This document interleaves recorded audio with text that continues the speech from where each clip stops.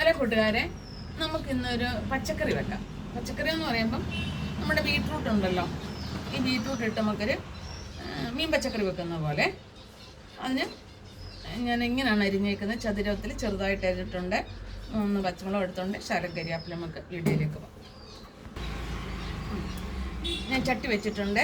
ഞാനതിനകത്തോട്ടിട്ട് വേണേ പച്ചമുളക്, കറിവേപ്പില, ബീട്രൂട്ട്.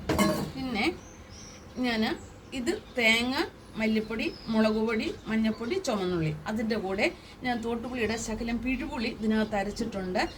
കാരണം പിഴുപുളി നമ്മൾ പിഴിഞ്ഞൊഴിക്കുമ്പം അത് കൂടുതലായിട്ട് വെള്ളം വരത്തില്ല, അപ്പോൾ ഒത്തിരിയും വേണം. അപ്പോൾ ശകലമാകുമ്പോൾ നമുക്കിതിനകത്ത് അരച്ച് നമുക്ക് കറക്റ്റ് ആ പുളി കിട്ടും. അപ്പോൾ ഏത് സാധനം ഞാൻ പിഴുപുളി ഇറക്കുമ്പോൾ ഞാനിങ്ങനെ അരച്ചെടുക്കും. അല്ലെങ്കിൽ പൊടിയാണെങ്കിൽ പൊടിക്കകത്തോട്ടിട്ടങ്ങ് മിക്സ് ചെയ്യും.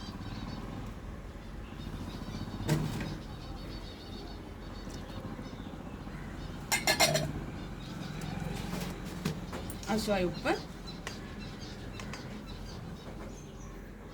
കളറൊക്കെ കയറും, ബീട്രൂട്ടിൻ്റെ കളറൊക്കെ വരും. പക്ഷേ എങ്കിൽ നല്ല ടേസ്റ്റുള്ളൊരു കറിയാണ്.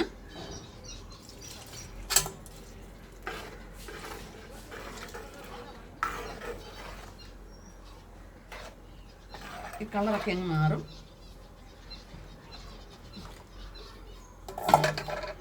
വേവട്ടത്.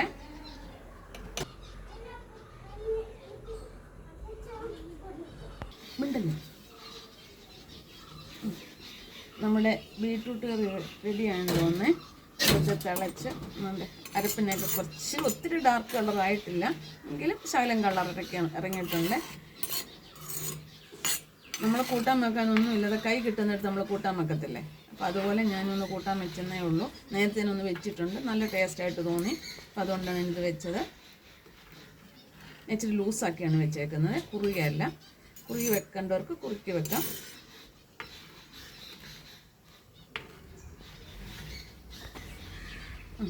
നമ്മുടെ കറി റെഡിയായി. ഇച്ചിരി കടുവും കൂടെ വറുത്തിടാം.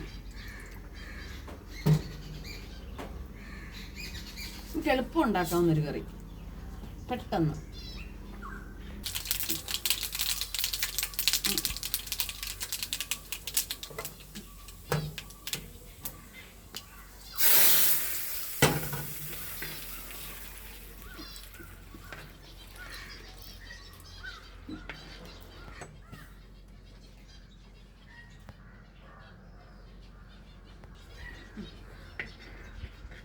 നമ്മുടെ കറി റെഡിയായിട്ടുണ്ട്.